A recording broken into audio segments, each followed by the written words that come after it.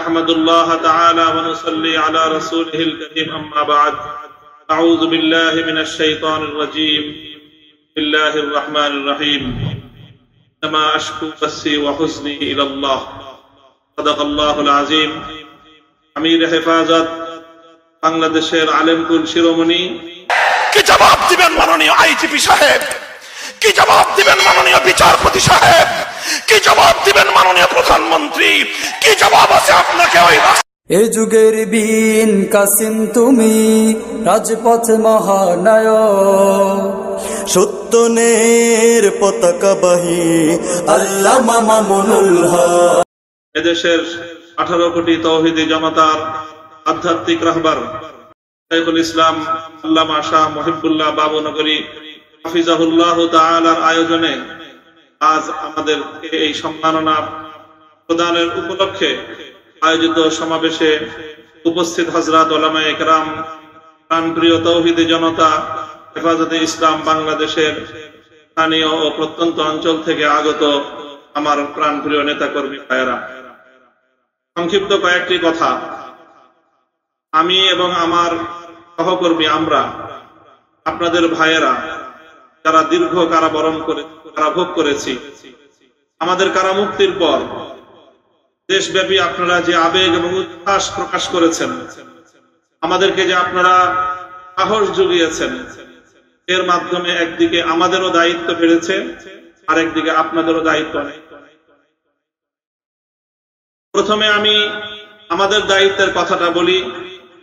আলহামদুলিল্লাহ, আমাদের কষ্ট হয়েছে, আমরা এটা বলবো না যে তালিমের জিন্দান খানায় আমাদের কষ্ট হয়নি, তা নয়। আপনজন থেকে বিচ্ছিন্ন থাকা, স্বাধীনতার জীবন হরণ করে বন্দি খাঁচায় আমাদেরকে বন্দিত্বের শিকলে বন্দি করে রাখা, এটাই ছিল আমাদের জন্য অনেক বড় যন্ত্রণার বিষয়। এই বন্দিত্ব থেকে মুক্তির পর দেশব্যাপী হেফাজতে ইসলামের নেতাকর্মীরা এবং সারা দেশের দলমত নির্বিশেষে সকল শ্রেণী ও পেশার তৌহিদি জনতা যেভাবে কারামুক্ত হেফাজত নেতৃবৃন্দকে সাহসের সাথে, আবেগের সাথে বরণ করে নিয়েছেন, তাতে আমরা বুঝতে পারছি যে আমাদের আগামী দিনে আমাদের দায়িত্ব অনেক বেশি। এবং আলহামদুলিল্লাহ, আল্লাহ পাক রব্বুল আলামিনের নিকট আফিয়াত চেয়ে আল্লাহ আমাদের জন্য সহজ করুন, এই দোয়া করে শপথের বাণী উচ্চারণ করতে চাই।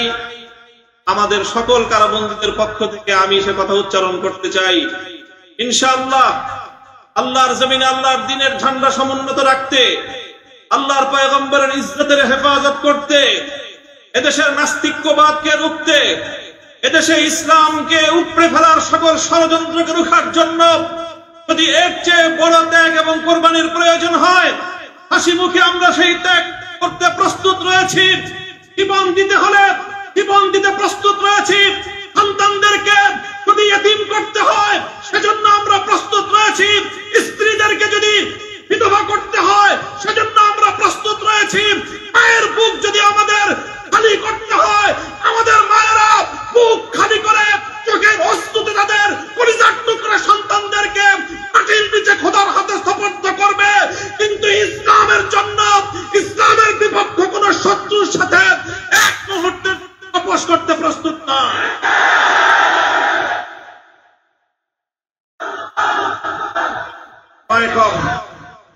আমার স্পষ্ট পয়গাম, সব অন্যায়ের ক্ষমা রয়েছে, গাদ্দারি আর বিশ্বাসঘাতকতার কোনো ক্ষমা নাই। যারা গাদ্দার এবং বিশ্বাসঘাতক হিসেবে পরিচিত হবে, প্রমাণিত হবে, আগামী দিনে তৌহিদি জনতা তাদেরকে ঠাঁই দেবেন না ইনশাআল্লাহ। উলামায়ে কেরাম, হেফাজত নেতৃবৃন্দ যেভাবে শপথে বলিয়ান হলেন, যারা আমাদেরকে এভাবে সমর্থন যোগাচ্ছেন, আপনারা তো সমর্থন যোগাচ্ছেন, আপনারা কি টের পান যে আপনাদের এই অভূতপূর্ব সমর্থনের কারণে রাষ্ট্রযন্ত্রের পক্ষ থেকে আমাদের উপর চাপটা কিন্তু আরো বেশি বেড়ে যায়।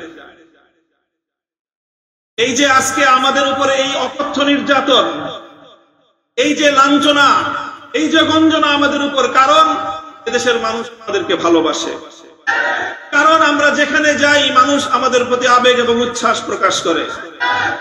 এখন আপনারা যদি আবেগ আর উচ্ছ্বাস প্রকাশ করে ঘরে গিয়ে বসে থাকেন চুপ করে, তাহলে আমাদের উপর কিন্তু চাপটা, আমাদেরকে কিন্তু নিষ্পেষণ করে দিবে। তখন আপনাদের আবেগ প্রকাশ করার কিন্তু আর কোনো জায়গা অবশিষ্ট থাকবে না। এই জন্য আমি আজ আমাদের আমির, এই জনপদের সকল আলেম ওলামার আমির, এই জনপদের কোটি কোটি তৌহিদি জনতার অবিসংবাদিত আধ্যাত্মিক রাহবার আল্লামা মুহিবুল্লাহ বাবুনগরীর এই মজমাকে সারা দেশের প্রতিনিধি মজমা হিসেবে গ্রহণ করে আমি এ জাতির কাছ থেকে জিজ্ঞাসা করতে চাই, আগামী দিনে ইসলামের কথা বলার অপরাধে, আল্লাহর পয়গম্বরের ইজ্জতের পক্ষে কথা বলার অপরাধে শাপলা চত্বরের আমার ভাইয়ের রক্তে রঞ্জিত শাহাদাতের কথা বলতে গিয়ে হঠাৎ আমার যে সকল সন্তানদের বুককে তালিমের বুলেটের আঘাতে ঝাঁঝাতে হতে হয়েছে, ব্রাহ্মণবাড়িয়ায় যেভাবে পাখির মতো গুলি করে আমার সন্তানদেরকে শহীদ করা হয়েছে, সেই সন্তানদের পক্ষে কথা বলতে গিয়ে আমাদের কণ্ঠ যদি আবার চেপে ধরবার চেষ্টা করা হয়, তাহলে আপনারা রাজপথে তার মোকাবেলা করবার জন্য প্রস্তুত থাকবেন কিনা?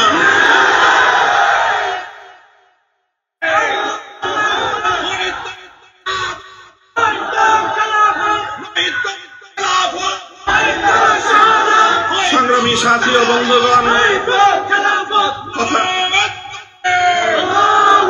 কথা দীর্ঘায়িত করার অবকাশ নেই। আমি আমার দীর্ঘ কারাবন্দিত্বের সময়ে আল্লাহ পাক রব্বুল আলামিনের রহমতের উপর আমার আস্থা, অবিচল বিশ্বাস ছিল যে আল্লাহ রব্বুল আলামিন নতিজা ভালো করবেন, উত্তম ফলাফল আমাদেরকে দিবেন, আস্থা এবং বিশ্বাস ছিল।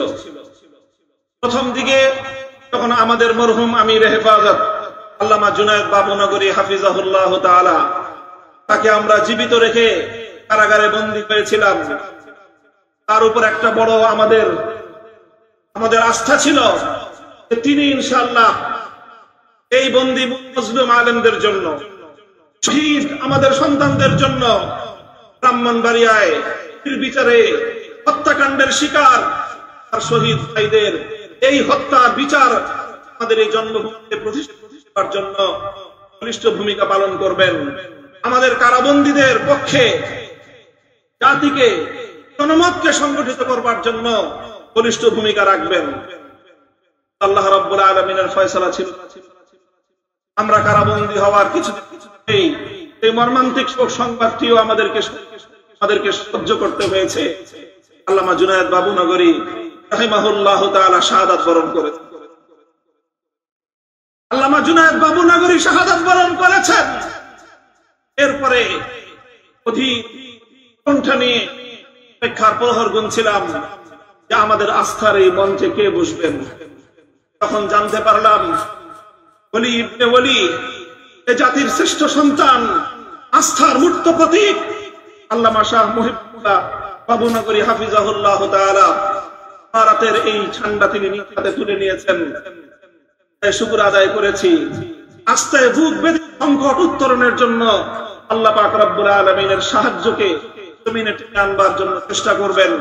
অপরদিকে তিনি জীবন দিবেন, তো কোন জালিমের রক্ত চক্ষুকে পরোয়া করবেন না, কোন জালিমের সামনে তিনি মাথা নোয়াবেন।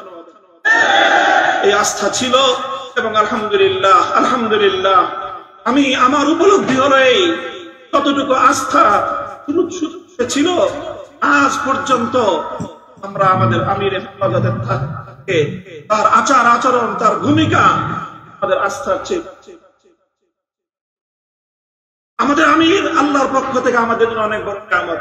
ইনশাআল্লাহ আমির হেফাজতের হাতকে যদি আমরা এভাবে শক্তিশালী রাখতে পারি, এদেশে আমাদেরকে জুলুম করতে পারবে, আমাদেরকে গুলি করে হত্যা করতে পারবে, কারাগারগুলোকে দিয়ে ভরপুর করতে পারবে। বাংলাদেশ কারাগারের সব আসন